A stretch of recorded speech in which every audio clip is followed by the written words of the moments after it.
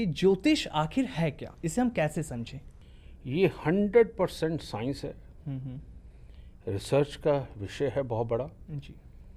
और हमारे यहाँ तो धूप को, पानी को, सूरज को, मिट्टी को, सबको भगवान ही माना जाता है। बिल्कुल। तो ये भी एक शक्ति है, जी। ये एक साइंस है। अगर हम इतनी बड़ी साइंस को भी भगवान कहे तो कोई गलत नहीं है जी। ये अच्छा है। किसी भी इंसान की अगर शादी कराई जाती है तो बिना कुंडली मिलाए नहीं करानी चाहिए, और 36 के 36 गुण होते हैं, ये सब मिलाना बहुत ज़रूरी माना जाता है। तो ऐसा क्यों होता है गुरुजी, मैं आपसे जानना चाहूँगी। जो इंसान गुण मिलवा के शादी करता है जी 90% उसके साथ धोखा होना तय है। ऐसा क्यों गुरुजी? क्योंकि गुण मिलान की जो पद्धति रियल में थी जी वो तो खो चुकी है। जी। बस यहाँ पंडित भाई गुण मिला रहे हैं, अब कैसे फिर गुण और 36 गुण मिले हुए तो डिवोर्स के लिए खड़े हैं। नमस्कार दर्शकों, बहुत बहुत स्वागत है आपका हमारे पॉडकास्ट में। मैं हूं आपके साथ आमिर खान। एक नया पॉडकास्ट आप सभी के सामने आज फिर लेकर आए हैं। आज का पॉडकास्ट बेहद खास रहने वाला है, क्योंकि लगातार आप लोग हमारे पॉडकास्ट देख रहे हैं जिसमें नए नए लोगों से आपको मिलवाते हैं। ऐसी पर्सनैलिटी वो होते हैं जिनसे हम बात करते हैं, हमारे जीवन में बदलाव आता है और हम हकीकत से रूबरू होते हैं। आज का पॉडकास्ट सबसे अलग है। आज बात होगी ज्योतिष को लेकर। ज्योतिष के ऐसे रहस्य आज आप लोगों को बताएंगे, ज्योतिष की ऐसी गुप्त बातें आपको बताएंगे जिससे अभी तक आप लोग अनजान थे। आपके जीवन में ज्योतिष का क्या महत्व है, इस पॉडकास्ट में आप लोगों को पता लगने वाला है। क्योंकि आज के जो पॉडकास्ट में हमारा खास मेहमान है वह है गुरुदेव GD वशिष्ठ जी, जो किसी भी परिचय के मोहताज नहीं है। तो गुरु जी का स्वागत करेंगे। गुरु जी बहुत बहुत स्वागत है आपका। नमस्कार हमारे पॉडकास्ट में। दाता सुखी रखे प्रभु। गुरु जी, जैसे मैंने कहा कि आप किसी भी परिचय के मोहताज नहीं है। बच्चा आज आपको जानता है कि हाँ गुरुदेव GD वशिष्ठ जी, जिनके माध्यम से उनके जीवन में बदलाव आते हैं। मेरा पहला सवाल आपसे यही है गुरुजी कि ज्योतिष आखिर है क्या, इसे हम कैसे समझें? ये तो बेटा समझने में मुझे 35 साल लग गए थे। ज्योतिष जिस तरह जब मैंने सीखना शुरू किया था जी गुरुजी, उस वक्त जो मैं समझता था ज्योतिष वैसा बिल्कुल नहीं है। अच्छा। उस वक्त इसके लिए हम सोचते थे कि ये एक दिव्य दृष्टियाँ हैं, परमात्मा की कृपा होती है, साधनाएं हम करते हैं तब प्राप्त होता है। लेकिन आज की तारीख में जो मैं समझ चुका हूँ जी, ये 100% साइंस है, रिसर्च का विषय है बहुत बड़ा। जी। और हमारे यहाँ तो धूप को, पानी को, सूरज को, मिट्टी को, सबको भगवान ही माना जाता है। बिल्कुल। तो ये भी एक शक्ति है, जी। ये एक साइंस है। अगर हम इतनी बड़ी साइंस को भी भगवान कहे तो कोई गलत नहीं है जी। ये अच्छा है। लेकिन ये 100% साइंस है, और ये इतनी बड़ी चीज़ है कि ये हमें स्कूलों में, अपने कॉलेजेस में इसको इम्प्लीमेंट करना चाहिए, और बच्चों को 100% साइंटिफिकली वे में ये समझाना चाहिए जी। कि भाई ज्योतिष जीवन के लिए बहुत ज़रूरी है। बिल्कुल। एग्जाम्पल दूँ? जी बिल्कुल गुरुजी। किसी इंसान का मंगल खराब हो गया, ठीक है। उसको ना मीठा कम पसंद आने लगता है, नमकीन ज़्यादा पसंद आने लगता अच्छा। है ना। वो हर चीज़ में एक्स्ट्रा नमक डाल के खाने लगता है। ठीक है। फिर उसके पेट में उसी वजह से गैस, एसिडिटी, कब्ज ज़्यादा बनती है। और जब ये होते हैं तो असर आता है हमारे लीवर पे। जी।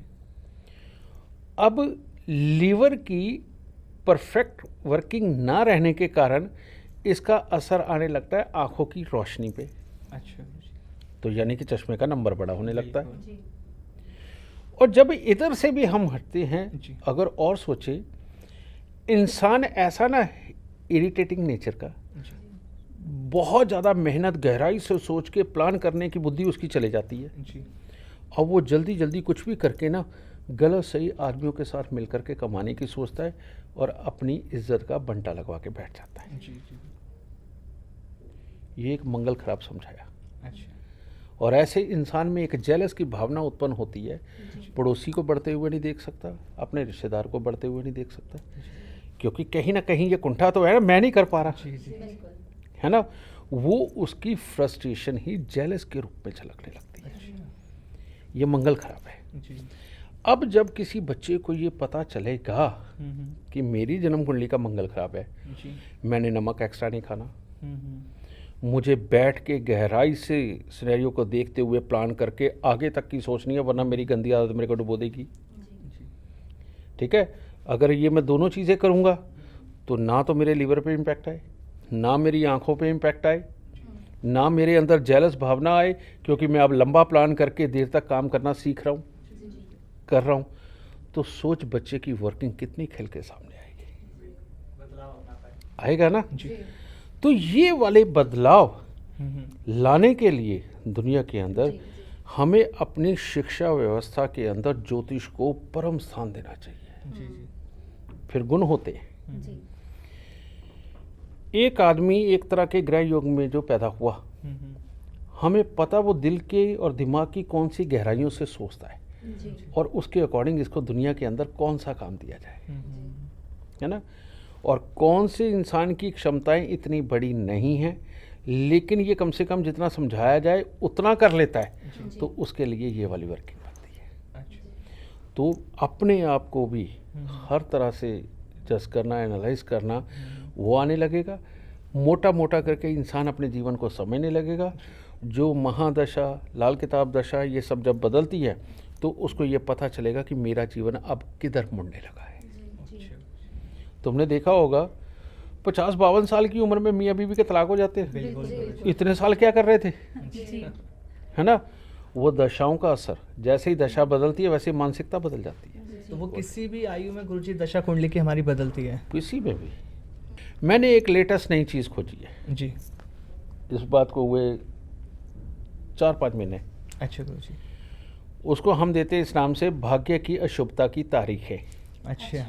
ये हम देते हैं। उसमें क्या है, एक खास प्रकार के ग्रह वो जिस दिन भाग्य स्थान में आता है ना, वर्षफल में, लाल किताब के वर्षफल के अनुसार, जी। वो उस दिन से लेके जब तक उसकी आयु है, जी, समझे ना। जैसे मैं कहूँ सूर्य की 22 साल है, चंद्रमा की 24 साल है, ठीक है, बुध की 17 साल है, राहु की 18 साल, इस तरह से ये लेके उतने जिस दिन आया उस दिन से उतने साल तक उसने भाग्य को अशुभ रखना है। जी। ये दुनिया में कुछ नहीं देता जी। ये हम देते हैं कि तेरा वहाँ तक जीवन ऐसे चलेगा। अच्छा। और यही सीन बन के चलेंगे। गुरुदेव, जैसे कि आपने बताया कि लाल किताब के अनुसार भी आपने बताया चीज़ें एनालाइज की जाती हैं, तो आप लाल किताब विशेषज्ञ भी हैं, एस्ट्रोलॉजर भी हैं। गुरुदेव, कहा जाता है कि लाल किताब लोगों को चुनती है, लोग लाल किताब को नहीं चुनते। नहीं बेटा, ये मेरे लिए लोगों ने फैलाया है कि जीडी वशिष्ठ ने लाल किताब को नहीं पढ़ा जी। लाल किताब ने जीडी वशिष्ठ को चुना है। ये मेरे लिए बात है पूरी, यहाँ आप कह सकते हो हिंदुस्तान में ये एस्ट्रोलॉजरों के बीच में फैली हुई है ये चीज़ है। तो मैं तो बेटा बहुत सौभाग्यशाली हूँ जो परमात्मा ने मेरे को चुना। मेरे लिए तो यही भी परमात्मा ही है, ठीक है ना। तो इन्होंने चुना है, इसके लिए करोड़ करोड़ धन्यवाद।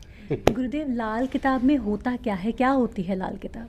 तुमने ये नहीं पूछा लाल किताब का रंग लाल ही क्यों और इसका नाम लाल क्यों, है ना। ये संपूर्ण विज्ञान है।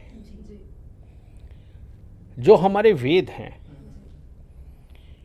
वेद में समझाया गया है कि किसी इंसान को राजनीतिक हो तो कैसे चलना चाहिए, कहाँ पर मजलिस हो तो क्या करना चाहिए, किसी दुनियादारी में हो तो क्या करना चाहिए, कौन से सीन के बीच में कौन से भाव लेके चलने चाहिए, और साइंस को कितना आगे रखना चाहिए। ये मोटा मोटा हमारे वेदों में बताया गया। गीता में सामाजिकता को बिल्कुल परम मान के इंसान के अंदर उसके अनुसार चलने वाले भावों को क्लियर करके एक रास्ता दिखाया गया है। लाल किताब हमारे अंदर का खून कैसे चलेगा, डीएनए कैसा होगा, उसके कारण आदतें कैसी होंगी। आदतें सोच से बनती है, यानी कि ग्रह बनाते हैं सोच, और सोच ही हम बोलते हैं, सोच ही हम करते हैं, ठीक है ना। और इसी सोच के अनुसार आपकी बीमारियां भी तय होती हैं कि कौन सी सोच का मालिक कौन सी बीमारी को प्राप्त करेगा।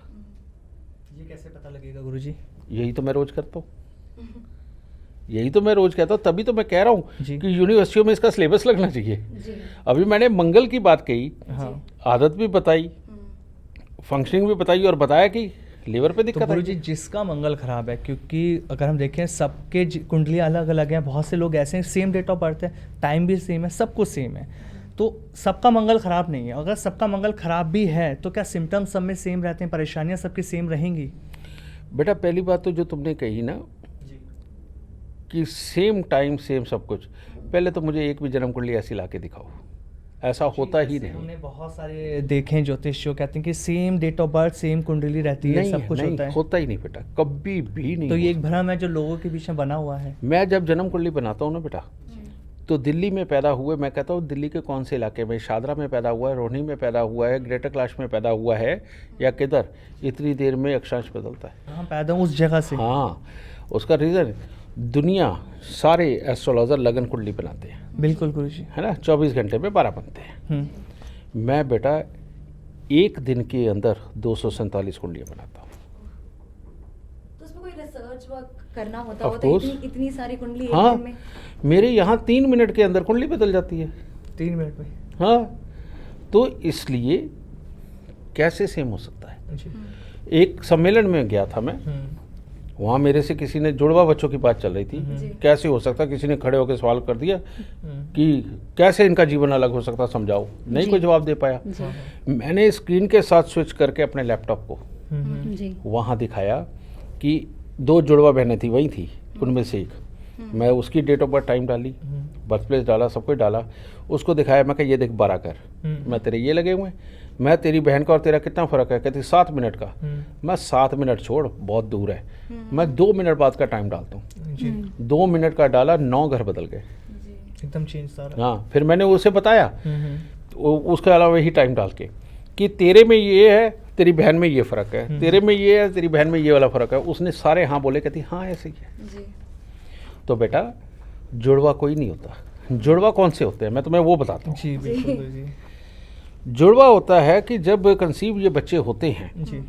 अगर एक ही अंडे में दोनों बच्चे हैं जी। अच्छा। तो वो जुड़वा है।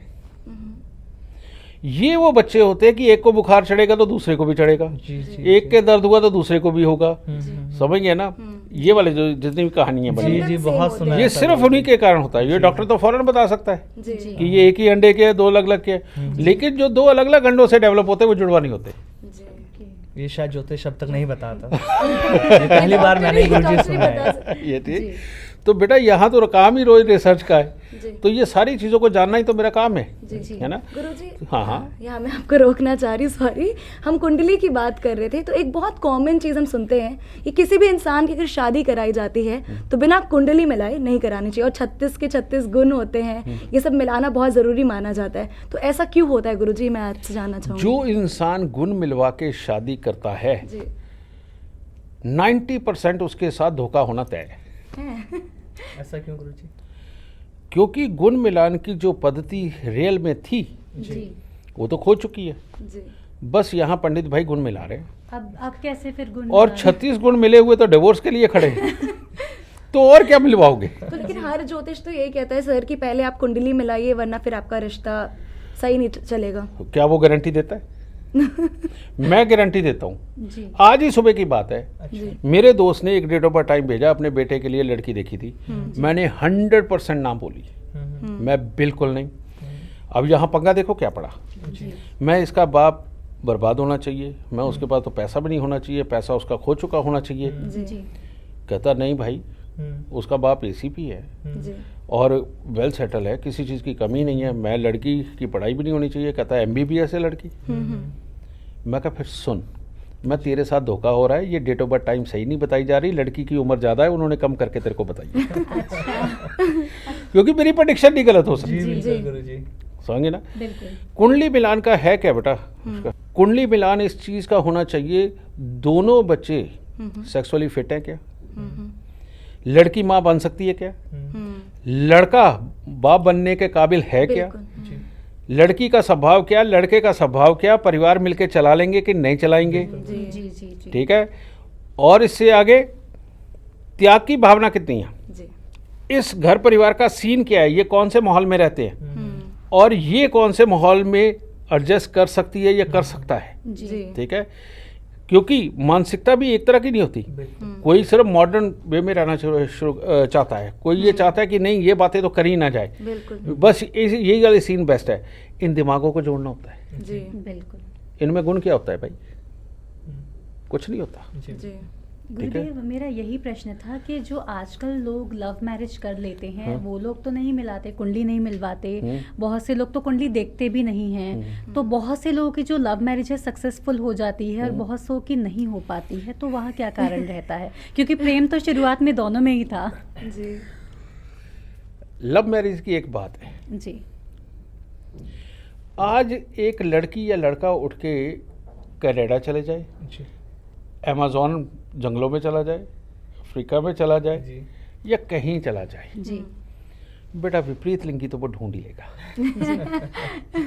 और वहाँ जो थोड़ा सा अलग नजर आएगा, उसको जो भाता होगा वो उसके साथ लव हो जाएगा। बिल्कुल ये लव नहीं है बेटा, ये अट्रैक्शन, एग्जैक्टली जी ये अट्रैक्शन है और कुछ नहीं है। क्योंकि ये मर्द और औरत दोनों के शरीर के अंदर उम्र के साथ ये चीज बड़ी हो रही होती है, तो ये छलावा मारती है। अब उसको कहीं ना कहीं तो जुड़ना है, जी समझ गए? तो रही बात प्यार की, जो पहले लव मैरिज नहीं करते थे उनके प्यार नहीं होते क्या?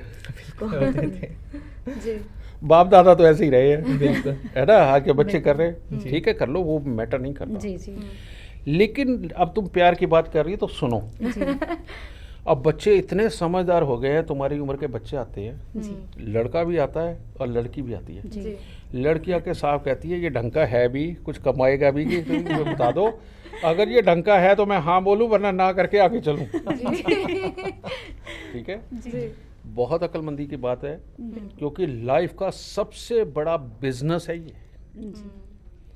जिसके घर लेते हो ना, कितना सोच समझ के लेते हो। जी गाड़ी कुछ साल रखनी होती है, कितनी सोच समझ के चूज करते हो, जी इन्वेस्ट कर रहे हो। बिल्कुल पैसा जहां तुम अपनी लाइफ, इमोशन, वर्किंग दिन रात इन्वेस्ट करने लगे हो, वो डिसीजन इतनी बुरी तरह से लोगे बिना जाने, है ना?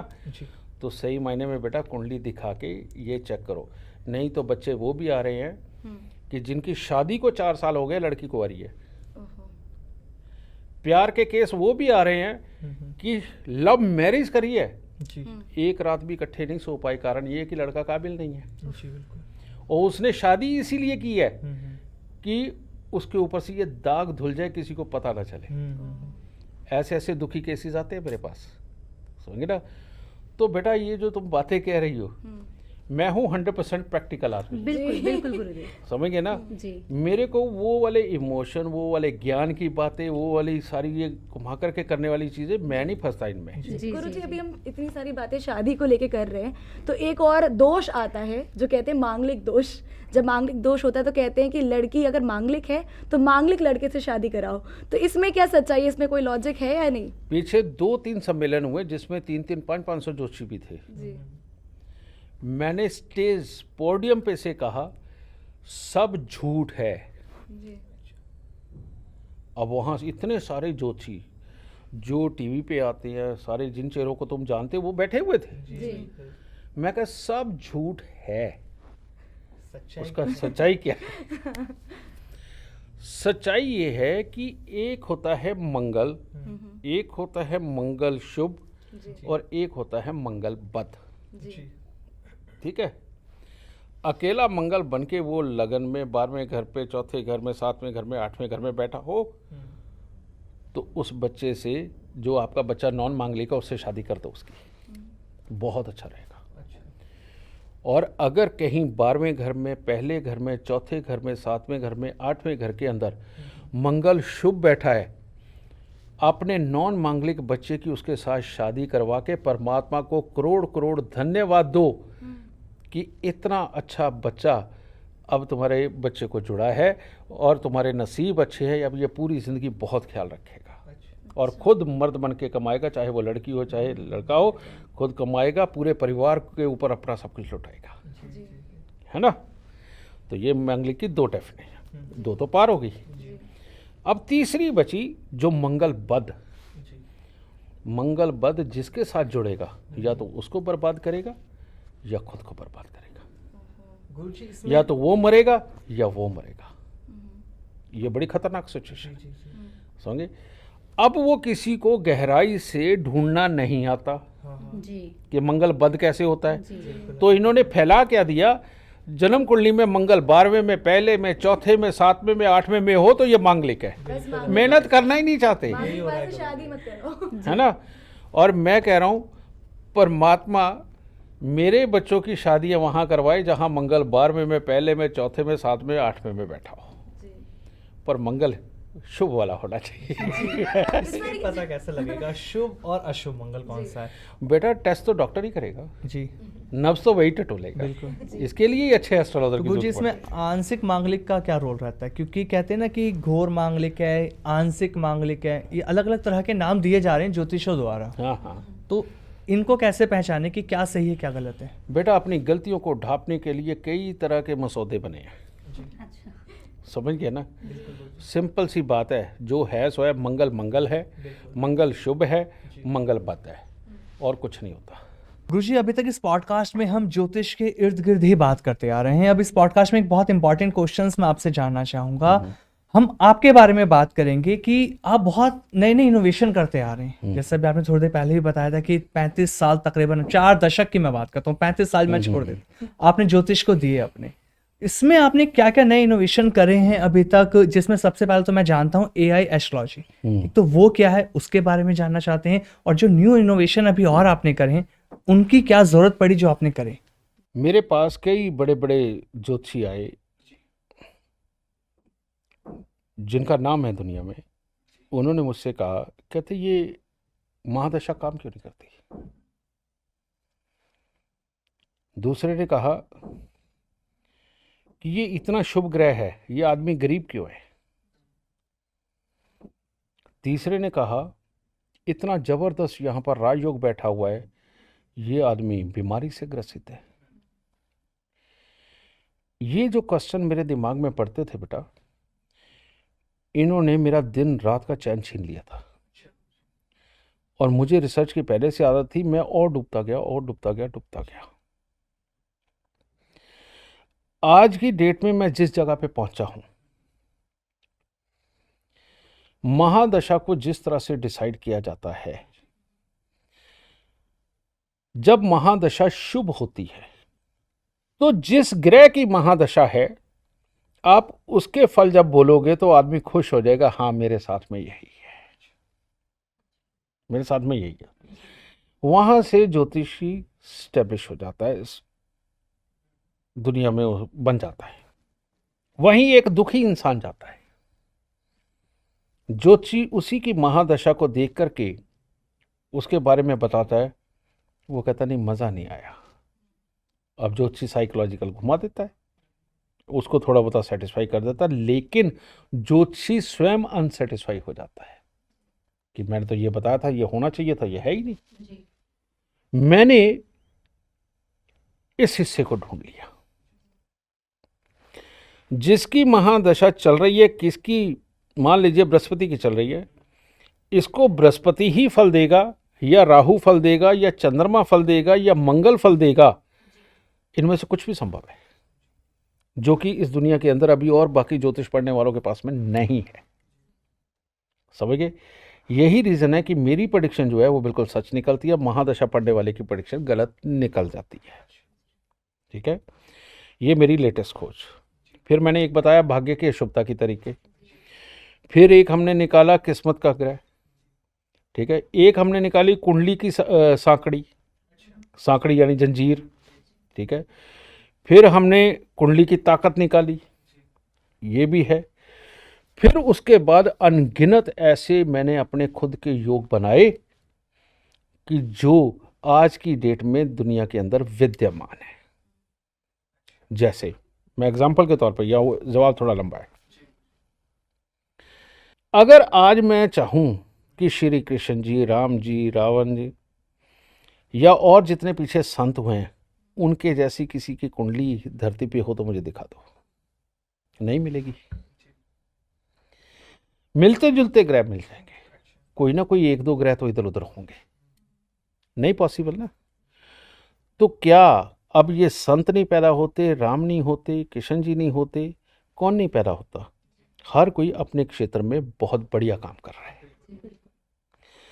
पहले दुनिया कम थी, थोड़े से लोग हुआ करते थे, एक आदमी कोई खास काम करता था तो सारे जय जयकार कर देते थे, क्योंकि उतनी स्टडी नहीं थी, उतनी रिसर्च नहीं थी।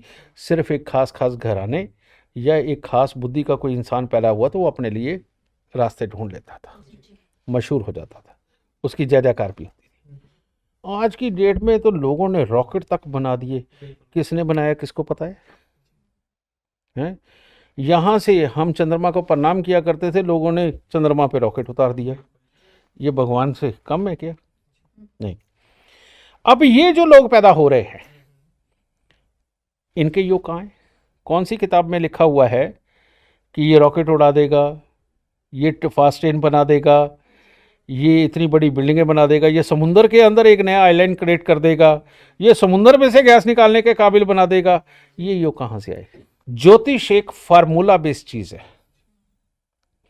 इसमें वो जो ना मार्केट में बिकता भाग्यशालियों की कुंडलियाँ, फलाने की कुंडलियाँ, अमीरों की कुंडलियाँ, ज्योतिषियों की कुंडलियाँ, कोई मायने नहीं रखती है। आपको ज्योतिष के अंदर एक फार्मूला आना चाहिए, उस फार्मूले के अनुसार कौन सा ग्रह क्या बोल रहा है, कौन सा ग्रह अच्छा फल दे रहा है, कौन सा ग्रह बुरा फल दे रहा है, आपको ये आना चाहिए। और जिसको ये आ गया वो परफेक्ट ज्योतिषी है। अब मेरे को ढूंढ ढूंढ के मैं थक गया, मेरे को नहीं मिल रहे, तो मैंने क्या करा, अब मैं डिस्कशन किसके साथ करूं? वही पुरानी किताबों को पढ़ के उन्हीं फार्मूलों को भगवान मान के वो ज्योतिष कर रहे हैं। अब मेरी मानसिकता उनसे नहीं मिलती, मैं उससे बहुत आगे आ गया हूं ये फार्मूले समझ के। तो बातें करने के लिए मेरे पास लोग नहीं है, बड़े बड़े गुरु भी है, लेकिन मैं डिस्कशन किसके साथ करूं? क्योंकि वो नहीं मेरी बात को एक्सेप्ट करना चाहते, क्योंकि वो जैसे ही मेरी बात को एक्सेप्ट कर लेंगे उन्हें दोबारा पढ़ना पड़ेगा, है ना। तो मैंने क्या करा, मशीनों को अपना दोस्त बना लिया, कंप्यूटर को अपना दोस्त बना लिया, और उसमें से परफेक्ट प्रेडिक्शन निकले, इसको अपनी जिंदगी का ध्येय बना लिया। आज जिस वक्त हम बैठे हैं, इस वक्त मैं अपनी लाइफ की सबसे बड़ी अचीवमेंट पाके बैठा हूं। एक ज्योतिषी का सपना यही हो सकता है कि जिस दिन जो इंसान पैदा हुआ है और जब तक वो चलता जा रहा है अपने जीवन में, उसके कौन कौन से कदम पे क्या क्या होगा, बीमारी कब आएगी, लड़ाई कब होगी, फैमिली से अलग कब होगा, फैमिली बड़ी कब होगी, शादी कब होगी, बच्चे कब होंगे, घर कब बनेगा, माता पिता को रोग कब आएंगे, बहन भाई के साथ अलग कब होंगे, जीवन साथी के साथ डिवोर्स होगा या प्यार से चलेगा, वो अपनी मंशाओं को कब पूरा कर पाएगा, कितनी मेहनत से कितना अमीर हो सकता है, यही सब कुछ। ये आज जो जन्म कुंडली तैयार हुई है, इसके अंदर एक एक स्टेप को इतना इजी कर दिया कि पहले मेरे यहाँ जन्म कुंडलियों के अंदर एक दशा के अंदर 10, 15, 15, 20 पैराग्राफ निकलते थे, और उसको मैंने ही डिनाई अप करके एक महादशा के अंदर एक पैराग्राफ, 2 नहीं तो मैक्सिमम हुए तो 3, पर उन 3 पैराग्राफ के बाहर की जिंदगी नहीं होगी। ऐसा कर दिया, इतने इजी स्टेप में कर दिया। जो पहले मेरी जन्म कुंडली इतनी मोटी मोटी हुआ करती थी, वो सुकड़ के पतली हो गई, और वो पतली हो गई लेकिन सिर्फ काम की सटीक बात। इसके अंदर हमने, जैसे कल की बात है, हमने 15 जन्म कुंडलियां टेस्ट करी। जो अभी तक गरीब है उसको पढ़ाया, जो गरीब के बाद अमीर हो चुका उसे पढ़ाया, जो अमीर के बाद गरीब हो चुका उसको पढ़ाया, और खुद मैंने अपनी भी देखी। जो मेंटली रिटायर्ड उसको पढ़ाया, डिसलेक्सिया उसको पढ़ाया, और जिसकी बुद्धि में कमी है, अटपटे काम करता है, दुनिया में काम तो कर रहा हो, उसको पढ़ाया। वो सारा कुछ वैसे सच निकला, 100%। समझे ना? यही मेरा सपना जो मैं परमात्मा से दिन रात मांगता था, वो आज पूरा हुआ है। एक चीज और इसमें पूछूंगा, जैसे भी आपने बताया, जब से व्यक्ति पैदा हुआ, जब से उसकी लाइफ चल रही है, सब कुछ उसके अंदर होता है। फैमिली से कब छूटेगा, कब शादी होगी, A to Z चीजें। क्या आप ये भी बता सकते हैं किसी व्यक्ति उसकी मृत्यु कब होगी? उसकी कुंडली में हिंट होगा, उसके बच्चे या भाई बहन की कुंडली में साफ लिखा हुआ होगा। कि भाई को इस वक्त मृत्यु तुल्य कष्ट आएंगे, बहन को आएंगे, मामा को आएंगे, पिता को आएंगे, माँ को आएंगे, लेकिन जिसकी जन्म कुंडली है उसमें सिर्फ एक हिंट दिया होगा, साफ नहीं लिखा होगा। लेकिन रिश्तेदारों की कुंडली पढ़ो, उसमें साफ लिखा हुआ होगा कि इसकी मौत है। तो उसके लिए कोई उपाय ज्योतिष में लिखे हुए होते हैं, वो करके उस मृत्यु को टाला जा सकता है? बिल्कुल। पहली बात तो मैं आपको यही बताऊं, मृत्यु को टालने के लिए तो एक कलावा ही बहुत है। लेकिन ऐसा क्यों कि मतलब उनकी कुंडली में नहीं होता है और दूसरों रिश्तेदारों की कुंडली में मिल जाता है? उनकी मृत्यु कब होगी? समझदारी बरती गई है हमारे पुराने ऋषि मुनियों द्वारा, जिन्होंने ज्योतिष की शुरुआत करी थी। आदमी को अगर 20 साल पहले भी तुमने बता दिया ना 20 साल बाद मरेगा, तो 20 साल उसके मर मर के निकलते हैं। जी। लेकिन अगर रिश्तेदार के बारे में बता दिया, पहली बात तो वो रिश्तेदार को बताने की गलती नहीं करता, और दूसरा वो खुद अलर्ट हो जाता है, उसको बताता नहीं, उल्टा उसकी केयर करता है, उसको रोकता है। इसलिए रिश्तेदार की कुंडली में बताया जाता है, उसकी अपनी कुंडली में नहीं बताया जाता। मुझे एक सवाल और रह गया था इसी के बीच में, AI एस्ट्रोलॉजी ये क्या है गुरुजी? AI एस्ट्रोलॉजर ऐसा बेटा, ये आजकल की पढ़ी लिखी जो फास्ट जनरेशन, जिसके पास सब्र नहीं है, जो 2 मिनट भी वेट नहीं करना चाहती, उनके लिए है AIastrologer.com। अभी 10-15 दिनों में ऐप स्टोर पे भी आ जाएगा। अभी .com पे आपको जाना पड़ेगा, यानी कि गूगल से आपको सर्च करना पड़ेगा, वेबसाइट है। उसके अंदर date of birth, time, birth place डालिए। जब आप उसे जनरेट करेंगे ना और कैटेगरियों में पहुंचेंगे, और कैटेगरी के अंदर जाके जब क्वेश्चन देखेंगे, आपको ऐसा लगेगा कि इसने आपका दिमाग पढ़ लिया। उस डिवाइस के थ्रू हाँ, आपको ऐसा लगेगा कि इसने दिमाग पढ़ लिया, क्योंकि हमने तो वहाँ दिया है आज प्रेजेंट सिचुएशन के अंदर आपके साथ चल क्या रहा है, आप कौन कौन सी तकलीफ़ों को फेस कर रहे हैं या कौन से सुखों को भोग रहे हैं, उसके अनुसार क्वेश्चन बनाए हुए हैं। अगर तुम खोलोगे तो तुम्हारे क्वेश्चन अलग रहेंगे, ये खोलेंगे इनका क्वेश्चन अलग रहेगा, ये खोलेंगे इनका क्वेश्चन अलग रहेगा। जनरल क्वेश्चन उसमें कोई नहीं है, तुम्हारे स्पेसिफिक लाइफ के क्वेश्चन ही उसमें आएंगे। एक्टिवेट होता है गुरुजी वो? खोल के पढ़ के देखो ना। अच्छा, एग्जैक्टली जो हम प्रेजेंटली सोच रहे हैं या फिर पास्ट प्रेजेंट या क्या? अच्छा, मैं कहूँ कि ये तुम्हारा प्रेजेंट है। अगर मैंने ये प्रेजेंट कहा है तो इसका मतलब जो तुम प्रेजेंट में सोच रही हो वो तुम्हारे ग्रह सोचवा रहे हैं, और जो सोच रही हो वही कर रहे हैं, तो ग्रह करवा रहे हैं। जी। मैंने उसके अंदर लिखित में डाल दिया ना, ओके। है ना। एग्जाम्पल के तौर पे जी। एक मैरिड पर्सन है, उसका बाहर भी किसी पे दिल आ गया, करवा कौन रहे हैं? ग्रह। सोचवा कौन रहा है? बुद्धि कर्म करवाएगी। मैंने वहाँ क्वेश्चन में डाल दिया कि आपके अपने जीवन साथी के अलावा संबंध क्या सुख या दुख देने वाले हैं, ये पढ़ लो। अब जिसके इस वक्त चल रहा है उसी के लिखूंगा ना। और जो आदमी धर्मात्मा बनने की सोच रहा है, उसके प्रेजेंट टाइम में तो मैं ये सवाल नहीं दे सकता। वो तो मैं वहाँ लिखूंगा कि आपको इस वक्त पूजा पाठ से कौन सी आध्यात्मिक शक्तियाँ आपका साथ देंगी, ये जानना चाहते हो तो पढ़ लो। मैंने क्वेश्चन वहाँ ये डाला है। इस वक्त कोई औलाद के सुख से वंचित है, उसको बच्चा नहीं मिल रहा और वो परेशान है इन दिनों में, वहाँ क्वेश्चन लिखा हुआ आएगा कि आपके संतान उत्पन्न कब होगी और वो आपको किस प्रकार से सुख या दुख देगी। आपकी इन दिनों में सोच ही यही है। तो मैंने क्वेश्चन बना के डाल दिया, अब आपको जवाब मिलेगा। जवाब में अगर वो खराबी है तो साथ में उपाय मिलेगा, ताकि आपको औलाद का सुख मिल सके। वो जो आशिक महाराज जी की मैंने बात करी, उसको उसका जवाब मिलेगा, और अगर वो खराब है और वाकई में भविष्य में उससे उसको नुकसान होने वाला, तो उसका उपाय भी मिलेगा, है ना। नहीं तो एक हल्की सी हिदायत दे के छोड़ देते, अब क्या कर सकते तो इतना स्टीक वो बनाया गया है AI एस्ट्रोलॉजर कि अपने क्वेश्चन जब पूछने शुरू करोगे ना, मन नहीं भरेगा। फिर आप फ्यूचर में भी जाके देखोगे कि कब कब मेरे को क्या क्या अचीवमेंट मिलेगी, सारी शादी की डेट मिलेगी, वो वाहन की, मकान खरीदने की डेट मिलेगी, बच्चा होने की डेट मिलेगी, विदेश जाने की डेट मिलेगी, कब तुम अमीर होने वाले हो वो डेट मिलेगी, कब गरीब होने वाले हो वो डेट मिलेगी। वेट करिए, बस जल्दी सी मशीन है, मुझे भी ट्राई करना है अब तो। अभी भी तुम AIastrologer.com अपने फ़ोन पे टाइप करो, ये मशीन तुम्हारे फ़ोन में ही आ जाएगी। बस ये पॉडकास्ट एक बार तो जरूर करने वाले हैं, तीनों ही करने वाले हैं। इसके बाद हमारी एस्ट्रो साइंस ऐप है, वो है सब्र वालों के लिए, जिन्होंने अपनी पूरी लाइफ को समझ के प्लान करना है और अगले 5, 10, 15, 20 साल प्लान करने हैं। वो एस्ट्रो साइंस ऐप के ऊपर जा कर के वहाँ से अपने आगे के 10, 15, 20 साल पढ़ के उनको प्लान बना के नोट बना के उसी ऐप में सेव करके रखे। हमने वो भी स्टोर रूम वहाँ दिया हुआ है। गुरुजी, क्या ये जो सर्विसेज हैं या सुविधा इसको मैं बोलूँ, क्योंकि इसमें इन्वेस्ट तो आपने किया ही होगा, हाँ। तो क्या ये फ्री ऑफ कॉस्ट है या कुछ मिनिमल फी इसके लिए है? बेटा ऐसा है, आजकल किसी बाबा के दरबार पे चले जाओ, किसी बाबा के दरबार पे, मुझे बता दो जहाँ चंदा ना चढ़ता हो। और वहाँ पर ये है कि एक ऐसे सीन के रूप में चढ़ाया जाता है कि श्रद्धा भाव के रूप में, और लोग स्वयं देते हैं। मैं क्यों ना लूँ? बिल्कुल।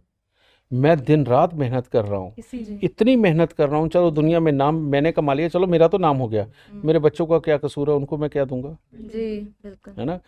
मैंने बकायदा इसकी फीस रखी हुई है और वो लूंगा भी, जी क्योंकि सॉफ्टवेयर इंजीनियर ऐसे भर भर के मेरे से पैसे लेते हैं, मैं तुम्हें बता नहीं सकता। ऑफिस के बाकी उनको मैनेज करने वाले स्टाफ भर भर के मेरे से पैसा लेते हैं, मैं क्या करूं। और ये जो शूट करते हैं ये भी हर महीने लेते हैं। ठीक है, तो बेटा वो मेरे को लेना पड़ेगा, लेकिन इतनी मिनिमम है, हर कोई बड़े प्यार से अफोर्ड कर सकता है। 100 रुपए का एक क्वेश्चन तो खरीद ही सकते हो, तो बस वही है। सर, एक और सवाल, इतने डेप्थ में जाने का कारण क्या था आपको? मतलब कब आपको लगा कि नहीं, ऐसे छोटे मोटे चीज तो मैं नहीं करने वाला, मुझे कुछ रिसर्च करनी है प्रॉपर तरीके से ताकि सबका समाधान हो सके? जब मैं पैदा हुआ तो मेरे चाचा दादाजी मेरी जन्म कुंडली बना के लेके आए और मेरी दादी को कहा, भाभी ये ले, एक और ज्योतिषी पैदा हो गया। तो मेरी दादी जी ने कहा, कहती तेरी तरह भूखा मरेगा। और वो तो आने टके का ज़माना था। तो कहते नहीं, ये वो ज्योतिषी है जो शाम को सैकड़ों को खिला के सोएगा।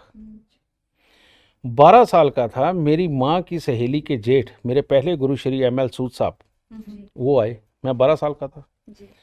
मेरी माँ ने बड़े दुख से उनको मेरी कुंडली दी। कहते बहुत शरारती है, नालायक है, पढ़ता नहीं है, सारे मोहल्ले की नाक में दम करके रखता है। कहते कोई उपाय बता दो। अब उन्होंने ऐसे ही कुंडली खोली, खोल के लपेट के कहते झोली कर डाली। कहते इसको फिट्टे मुंह मत कहियो कभी भी। कहते भविष्य में ये लाखों कुंडलियाँ खुद ही देखने वाला बनेगा। मेरी माँ नाराज़ हो गई, कभी मजाक कर रहे हो, ऐसा नालायक और वो भी ज्योतिषी, ये चीज़। फिर जब मैं उसके बीच में 6 साल का था, भृंगु ज्योतिष वाले होशियारपुर, वहाँ मेरी बहन की शादी हुई। शास्त्री जी वो आए, मेरे घर पे बैठे हुए थे। तो मेरे को आंगन में खेलते देखा, तो मेरी दादी जी से पूछा, कहते ये किसका बच्चा है? तो उन्होंने बताया, कहते ये मोनिका, यानी मेरे पिताजी का नाम लिया। तो वो आए, उन्होंने उठा कर के मुझे गोद में उठाया, मेरे पाँव वहाँ लगाए। तो ये सीन बताते हैं कि आदमी अपनी क्षमताएं लेकर के पैदा होता है। अब मेरी मानसिकता बचपन से ही, जब टीवी नया नया आया था, मैं छोटा सा था, 9 साल का, हमारे घर पे, तो कहानियाँ कौन सी दिखाई जाती थी? वहाँ भगवान की आया करती थी, उन अमीर और गरीब लोगों की आया करती थी, जो अमीर लोग अच्छे दिखाए गए थे, है ना, उस तरह की फिल्में आया करती थी। प्यार मोहब्बत वाले, संस्कारों वाले चित्रहार भी देखते थे। मैं उस पनीरी में पड़ा हुआ, तो मेरी अपनी मानसिकता में ये चीज़ फिट हो गई कि जो गलत काम करते, दूसरों के दिल को दुख देते हैं, वो गंदे लोग होते हैं, और जो दुनिया का दुख दर्द समझ के और पर्सनली किसी को दुखी देख के आगे बढ़ के जो मदद करते हैं, वो अच्छे लोग होते हैं। ये मेरी फील्ड में चला गया। अब मैं भगवान से क्या मांगने लग गया कि भगवान एक दिन मुझे राजा बना देंगे, मैं जितना भी क्राइम करने वाले, इनको डंडे मारूंगा, मैं इनको अपने सिपाहियों से पकड़वा दूंगा, इनको जेल में डालूंगा, ऐसे जिसका ब्याह नहीं होता, गरीब है, मैं उसके घर को ऐसे भरूंगा, मैं ऐसे करूंगा। राजाओं वाली फील्ड में मैं बड़ा हुआ। अब घर तो गरीब का, फील अमीर का, बड़ा काम खराब हो गया। ऊपर से बीच में इंसिडेंट आया। मेरे ताया जी ने 12-13 साल की उम्र में मेरे पिताजी को कहा, कहते ये बच्चा अंधा हो जाएगा, तो कहते ये उपाय करा दे। हुआ क्या, मेरे को आज भी याद है, वजीराबाद पुल पे गए, उन्होंने मेरे पास से उपाय करवाया। अंधा तो मैं हुआ। गुरु तेग बहादुर हॉस्पिटल में, दिल्ली गेट से आगे, नेहरू पार्क के सामने, वहाँ मैं 2 महीने एडमिट रहा। मेरे आंखों के दोनों कॉर्निया कट गए थे। 2 महीने अंदर रहा। एक सरदार जी जर्मनी से आई स्पेशलिस्ट बन के आए, उन्होंने आकर के मेरा ऑपरेशन किया। 2 महीने बाद मेरी विज़न वापस आ गई। और तब डॉक्टर मेहता वहाँ के चीफ थे। उन्होंने कहा मेरी 35 साल की मेडिकल लाइफ के अंदर मैंने ऐसा चमत्कार नहीं देखा कि किसी के दोनों कॉर्निया कट गए और दोनों की विज़न वापस आ गई। वो जो 2 महीने में अंदर रहा, उसने मेरी लाइफ को बदला। कि ताया जी ने कैसे बता दिया था, जो लक्ष्मी नगर में रहते थे, महावीर शर्मा, वो रहते थे वहां पे, और उन्होंने बताया था। मैं कहा ये कैसे बताया किसे? बस वो 2 महीने के सोच सोच के मैं दिन रात इसी चीज़ को सोचता था। जैसे ही आंखें ठीक हुई, डॉक्टर ने स्ट्रिक्टली मना किया था पढ़ने को। ITO पे गया, 50-50 पैसे में ना हाथ देखने की वाली किताबें मिलती थी। उम्र थी 14 साल की, और ये किताबें मिलती थी, और साथ में ज्योतिष की भी छोटी मोटी मिलती थी, हाथ की ज़्यादा मिलती थी। पढ़ने लग गया, कोई सेटिस्फेक्शन नहीं हुई। भाग के चला गया, स्कूल में से हटा ही लिया, भाग के चला गया अपने ताजे ML सूद साहब जी के पास। वहाँ गया, उन्होंने 2-4 गालियाँ दी, कहते आ गया? मैं कहा हाँ जी। उन्होंने 4 पेज मुझे लिख के दिए, कहते ये याद करके आ। मैं वापस आ गया दिल्ली। अब वो 4 पेज को मैंने प्रैक्टिस करना शुरू किया। अब उससे आगे कहाँ मिलेगा ये पता नहीं। स्कूल में एडमिशन अभी हुआ नहीं, साल का ब्रेक था। तो हुआ क्या, घर से पापा के पैसे चुराए। कहीं एक लाल किताब बिक रही थी जयपुर में, वो खरीद के लाया, चोरी से रख लिए। अब पैसे तो गुम हो गए, घर वालों ने ढूंढांड मचाई और नहीं भी हुई। लेकिन पता कब चला, धीरे धीरे करके मेरी आंख टेढ़ी होने लगी, और जो वो टीर आ जाता है ना, महंगापन, वो आ गया साल के अंदर। अब डॉक्टर के पास लेके गए कि ये तो गलत ऑपरेशन हो गया आपके पास से, ये तो आंखें खराब होती जा रही है। वो हंस पड़ा, कहता बेटा क्या पढ़ता है? मैं कहा जी कुछ नहीं पढ़ता। मैं क्या पढ़ता है? नहीं बताया। बाद में मैंने कहा मैं पापा को मत बताना, मैं पढ़ता हूँ। कहते पढ़ता क्या है? मैं ज्योतिष पढ़ता हूँ। उसने मेरे को, डॉक्टर ने बड़ी नसीहतें दी, ज्योतिष में क्या मिलेगा, आराम से अपनी पढ़ाई करना, और थोड़ी देर की बात है तुम पढ़ लोगे। अब वहाँ तो ये हुआ, घर पे शहतूत के पेड़ का ना डंडा बना के रखा हुआ था पिताजी ने। घर आते ही पहले वो अच्छी तरह से फेरा, कहते आज के बाद पढ़ा ना तो देख लेना तेरी क्या हाल करता हूँ। दोबारा मेरा ऑपरेशन हुआ, ये बाल भवन के सामने जैन साहब का चैरिटेबल हॉस्पिटल है, उन जैन साहब ने फ्री में मेरी आंखों का ऑपरेशन किया था, ये भेंगेपन का। फिर मैंने सचमुच में जितना याद हो गया उसको रिलाइज किया, और दूसरे से पढ़वाता था। मैं आंख बंद करके सुनता था, खुद नहीं पढ़ता था। 1 साल ऐसे गुजारा। जब श्योर हो गया, फिर मैंने पढ़ना शुरू किया।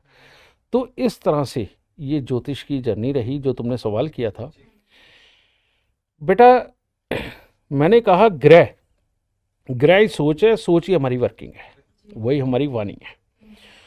तो परमात्मा से दुआ यही करनी चाहिए कि भाई हमारे बच्चों के ग्रह अच्छे वाले ही हों, लेकिन ये भी संभव नहीं हो सकता, अपने बस की बात नहीं है। आज की डेट में 5000+ लोग जिनको डॉक्टर बोल देते हैं कि डिलीवरी इनकी ऑपरेशन से होगी, बेटा ये बच्चे का टाइम, डिलीवरी टाइम मुझसे लेके गए। गरीब अमीर हो गए हैं, अमीर और अमीर हो गए हैं, जिन्हों के घरों में क्लेश रहते थे वो खत्म हो गए हैं, और सब कुछ बहुत बढ़िया चल रहा है। कारण एक खराब ग्रह का बच्चा आ जाए ना, माँ बाप का डिवोर्स करा देता है, माँ को अकेले रहने के लिए मजबूर कर देता है, बाप को धक्के खाने के लिए मजबूर कर देता है। एक खराब ग्रह का बच्चा आ जाए ना, बाप अमीरी की सड़क छोड़ के गरीबी की दलदल में धस जाता है। और एक लकी बच्चा घर में आ जाए ना, गरीब बाप, ना समझ बाप कैसे सेठ बन जाता है पता नहीं चलता। इसीलिए जिस किसी का भी ऑपरेशन से बच्चा कह देना डॉक्टर, बेटा वो डिलीवरी टाइम ज़रूर ले ले, अगर वो भविष्य में अच्छा रहना चाहता है, वरना जन्म कुंडलियाँ दिखा दिखा के अपना भविष्य ही पूछते फिरोगे। डिलीवरी टाइम का आपने बता दिया गुरुजी, लेकिन मैंने ये भी सुना है ज्योतिष में ये भी संभव है क्या, जब कंसीव करते हैं पेरेंट्स, वो भी टाइम एक होता है? ये पुराने ज़माने में हुआ करता था, और अभी भी जो शादी के मुहूर्त निकलवाने का मतलब क्या है, आप देखिए जिस दिन शादी का मुहूर्त है, ये मुहूर्त बनाई इसी तरह से गए कि 3 दिन बाद कंसीविंग टाइम होगा, 3 दिन बाद, और उसके 9 महीने 9 दिन के बीच में ग्रह योग बहुत अच्छा होगा। ये सबसे बढ़िया मुहूर्त माने जाते हैं, इन्हीं में 30-30, 35-35 हजार शादियां हो जाती हैं। लेकिन आजकल के बच्चे इस चीज को समझते नहीं, किसी ने बताया ही नहीं, बस शुभ मुहूर्त बताया शादी का।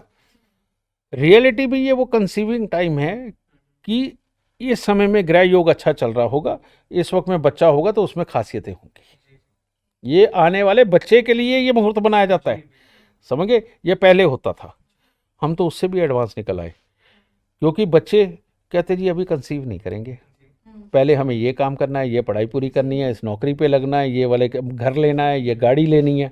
इस चक्कर में शादी के बाद 5-5 साल तक बच्चे नहीं ले रहे। तो उनके लिए मैंने बना दिया डिलीवरी टाइम कि अब वो काम तो तुम कर नहीं सकते, यही सही है। गुरुजी मैं कुछ सवाल और हैं, 1-2 आपसे और पूछना चाहता हूँ। हाँ, हाँ। जैसे अभी एआई की हमने बात करी थी कि अपनी डेट ऑफ बर्थ डालिए, टाइम डालिए, और जो भी सवाल आते हैं उसमें आ जाते हैं निकल कर। लेकिन अगर किसी व्यक्ति के पास अपनी डेट ऑफ बर्थ नहीं है करेक्ट, क्योंकि बहुत से लोग ऐसे जिन्हें नहीं प्रॉपर पता, टाइमिंग और डेट नहीं कंफर्म है, तो वो कैसे अपने बारे में पता लगा, भविष्य के बारे में? क्या उनकी जन्म कुंडली बन सकती है? पूरे वर्ल्ड में एक अकेला मैं हूं कि जिसकी डेट ऑफ बर्थ टाइम नहीं है, उसके बच्चे की कुंडली से, उसके भाई बहन की कुंडली से, उसके भांजे की कुंडली से, उसके भतीजे की कुंडली से उसकी जन्म कुंडली बना के मैं देता हूँ लिखित में। पर उसके अंदर उसकी डेट ऑफ बर्थ टाइम नहीं होगा। अच्छा। पर उसके अंदर जो लिखी हुई जिंदगी है वो उसकी होगी, ये मैं बना के देता हूँ। और ये जो तुमने सवाल किया, लाखों लाख लोगों ने इस तरह से अपनी जन्म कुंडली मेरे से बनवा रखी है, और वो उसको कहते हैं कि हाँ यही हो रहा है। क्या गुरुजी हस्तरेखा भी हमारे जीवन में महत्वपूर्ण हिस्सा रखती है? हाँ बेटा, वो हस्तरेखा बहुत ये जीवन में महत्वपूर्ण चीज़ है, लेकिन मैंने उसमें प्रैक्टिस ज़्यादा नहीं की। अच्छा। उतनी ही प्रैक्टिस रखी है जी। जितनी कि मेरे को एस्ट्रोलॉजी करते हुए इन निशानों को देखने की जरूरत पड़ती है। कौन से ऐसे विशेष वो निशान है गुरुजी जो आम जीवन में ज़रूरी होते हैं, जितना रिसर्च आपने किया है उसके अकॉर्डिंग? कोई भी धनवान इंसान, कोई भी दयावान इंसान जिसने अपने देश के लिए, अपने काम के लिए, अपने एम्प्लॉय के लिए सब कुछ किया है, उसके हाथ में ये निशान ज़रूर होता है, ये जो त्रिकोण बना हुआ है। ये जो त्रिकोण बना हुआ है, ये निशान ज़रूर होता है। ये त्रिशूल जो होता है, ये बृहस्पति, शनि और सूर्य को इंगित करता है।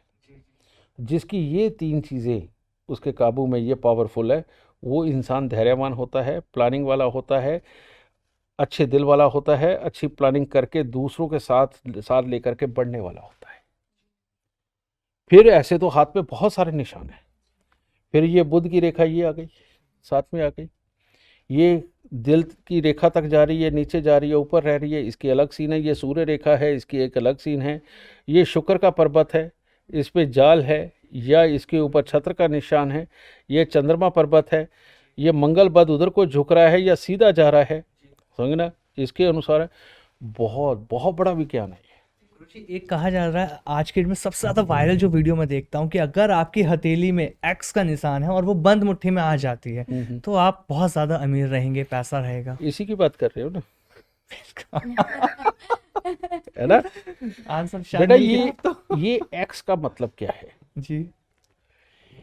ये शनि का डिप्लोमेटिकपन है। 2 तरह का शनि होता है, एक काल भैरव, एक बटुक भैरव।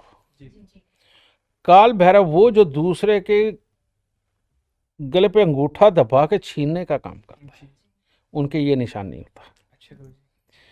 जो इंसान किसी के लिए कुछ करके उसको सुख दे के कमाना जानता है और साथ में उसी का लंबे समय तक प्यार पाना जानता है, उसके हाथ में ये निशान होता है। और जिसके अंदर ये गुण होगा, मान लो आज तुम्हारी मेरे साथ कोई भी डीलिंग हुई, मैंने बहुत प्यार से तुम्हें रखा, तुम्हारी मंशा को भी समझा, तुम्हें वो भी दिया, तुम्हारा आदर सत्कार भी किया, तुम मुझे भूल जाओगे क्या? कभी भी जिंदगी में जरूरत पड़ेगी, बेझिझक आओगे। बिल्कुल हकीकत। तो ऐसा आदमी नहीं अमीर होगा तो और कौन होगा? गुरुजी एक ही चीज और जोड़ूंगा इसके अंदर, छोटी सी, हथेली के तिल का भी बहुत महत्वपूर्ण हिस्सा बताया गया लाइफ में, कि बंद हथेली में जिसके तिल आया वो जीवन में धनवान रहेगा, हर खुशी उसके साथ रहेगी, दौलत, हर चीज है। तो इसमें कितनी सच्चाई कि तिल हथेली में आना चाहिए? आधा सच आधा झूठ। अच्छा, तिल भी एक तरह का थोड़ी होता है बेटा, लाल तिल काला भी होता है, लाल भी होता है। कौन सा तिल? काला तिल बर्बाद कर देता है, लाल के तिल आबाद कर देता है। लेकिन गुरुजी कहते हैं कि लाल तिल वक्त के साथ होता है, ये सुना है। मेरे हाथ तिल में तो तो थोड़ा परमानेंट ब्राउन किसी के सा भी नहीं है। होते। वो धीरे लसन निशान परमानेंट होता है। जी लसन किसे बोलते हैं? वो जो डार्क स्पॉट टाइप जी, जी है ना, जी, वो लसन होते हैं। मोल्स बोलते हैं। हाँ, नहीं बॉल्स अलग चीज है। लसन अलग से एक निशान, कहते हाँ हैं, निशान जो हो, चलता जिसे फिरता बर्थ है। मार्क बोलते हो तुम लोग। अच्छा अच्छा अच्छा अच्छा, ठीक है ना? जी जी तो वो भी कहते हैं छुपा हुआ अच्छा, दिखे तो बुरा, जी, सत्य है ये। हाँ, है? फिर उसका भी आगे खेल है कि अंगूठे से दबाई में पूरा दब गया तो वो अच्छा, अंगूठे में दबाने इधर उधर बाहर निकल आया उसके जैसा मनहूस कुछ नहीं। अच्छा अच्छा, ये इस तरह से होते हैं बेटा। जी, ये तो बहुत बड़ा विज्ञान है, समझे ना, इस चीज़ों से। तो अब ये जो मुट्ठी में बंद करने वाला है, तो साइकोलॉजिकल किसी को खुश करने के लिए बहुत बढ़िया है। अच्छा एक्चुअल प्रोडिक्शन तो उसको जज करने के बाद पता चलेगा क्या है।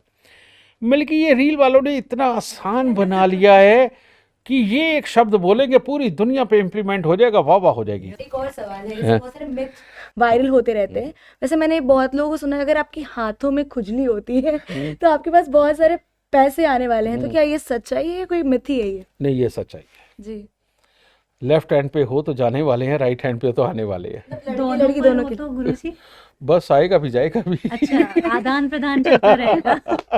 लेफ्ट पे हो तो आएगा, हाँ, ओके, राइट पे लेफ्ट पे हो तो जाएगा, राइट पे हो तो आएगा। लड़की का उल्टा है, लेफ्ट पे हो तो आएगा, राइट पे हो तो जाएगा, ओके। इस तरह से। पुरुषों का सीधे हाथ। कुदरत ने ही फर्क कर रखा है मेल फीमेल में। इसमें दो तीन चीजें और अभी आ रही मेरे माइंड के अंदर। मणिबंध रेखा कहते हैं उस पे भी तिल बहुत इंपॉर्टेंट होता है।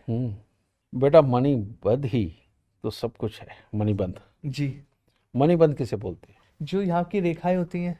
इसको, ये पूरा जी। मणिबंध है। जी इसके अंदर मैं बताता हूँ, बहुत बड़ा ज्ञान है ये। आज जी गुरुजी। हमारे शास्त्रों में लिखा हुआ है कि सुबह उठते ही सबसे पहले अपने हाथ देखने चाहिए इस तरह से जोड़ के। जी पहले बोलना चाहिए कराग्रे वस्ते लक्ष्मी, जी यानी कि इन उंगलियों को देखते हुए ये बोलना चाहिए, जी। उंगलियों के पोरों को देखते हुए ये बोलना चाहिए। हम्म। फिर हथेली को बीच में देख के ये बोलना चाहिए, ऊपर कराग्रे वस्ते लक्ष्मी, कर मध्य सरस्वती। जी ठीक है, कराग्रे वस्ते लक्ष्मी, कर मध्य सरस्वती, जी कर मूले स्थितो ब्रह्मा। जी इन तीनों के दर्शन करने के बाद प्रभाते कर दर्शन। ये बोल के जो आपकी नासिका चल रही हो, राइट वाली तो राइट, लेफ्ट वाली तो लेफ्ट, वो वाला पाँव धरती पे लगाओ। अब सुन के कितना अच्छा लग रहा है। इससे लक्ष्मी आएगी, इससे दिन सफल होगा, जो करोगे वो पार जाएगा, परमात्मा तुम्हारी सुनेगा। बिल्कुल झूठ है, बिल्कुल झूठ है। कराग्रे वस्ते लक्ष्मी, ये जितनी पोरियां हैं ना, ये हाथ की उंगलियां, ये दिन भर सारा काम करती हैं, जी, और इनसे जो तुम करोगे ना, उसी से लक्ष्मी आएगी। लेकिन इस लक्ष्मी का आधार क्या होगा?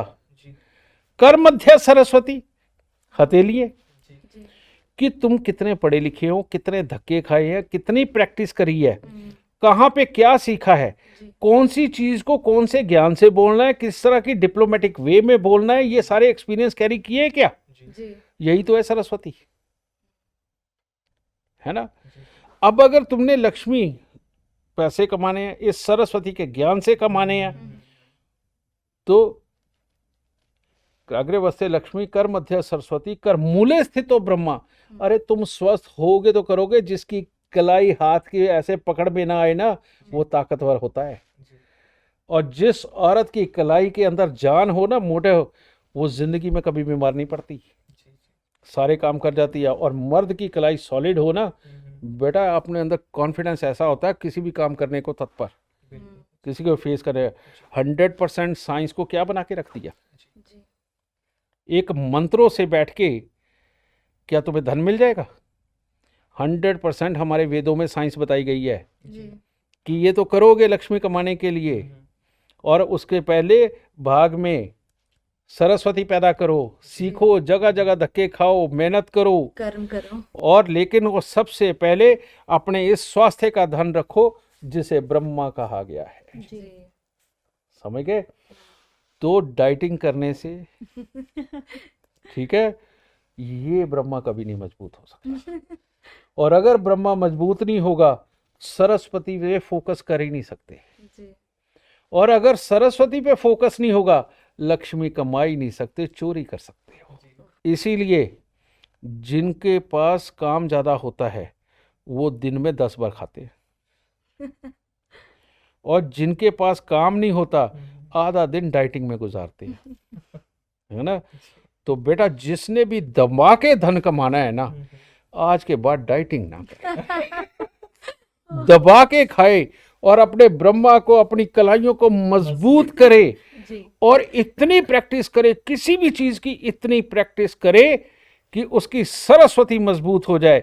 और ये दोनों अगर मजबूत हो गए, अपना ज्ञान अगर मजबूत हो गया, पैसा कमाना तो इन उंगलियों का काम है, बाएं हाथ का काम है। तो पैसा कमाने का भी आपने एक तरह से उपाय ही गुरुजी बता दिया। बिल्कुल यही चीज है। इसीलिए बेटा कुछ भी करो, खाना वक्त पे खाओ, जी पेट भर के खाओ। समझ गए? अब एक मैं छोटी सी बात इसमें ऐड कर देता हूँ नए जमाने की। जी क्या डॉक्टर बीच में कहते हैं कि नहीं कम खाया करो, जी थोड़ा थोड़ा करके खाया करो, पोर्शन में। यही कहते हैं ना? जी उनसे ये बात पूछो कि जैसे ही निवाला जीभ पे रखा जाता है, शरीर क्या रिएक्शन करता है? इंसुलिन छोड़ना शुरू कर देता है। बार बार शरीर को ये इंसुलिन छोड़ने के लिए ऊपर क्यों मजबूर करना? अब जितनी छूटेगी उतना तुम कंज्यूम ना कर पाए तो क्या होगा? जी इंसुलिन बढ़े। रिएक्ट होगा। है ना?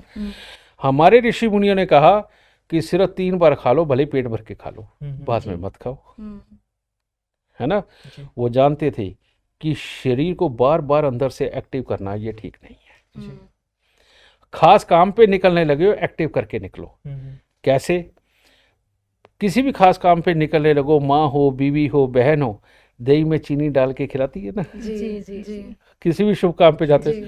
शरीर का एक्टिव होना बहुत जरूरी है। इंसुलिन एक्टिव, दिमाग एक्टिव। जी और इसको ओवर वर्किंग दे दी तो शरीर बीमार नहीं होगा भविष्य में। जी बिल्कुल। तो ये थोड़ा थोड़ा खाना आपको भविष्य में बीमार करता है।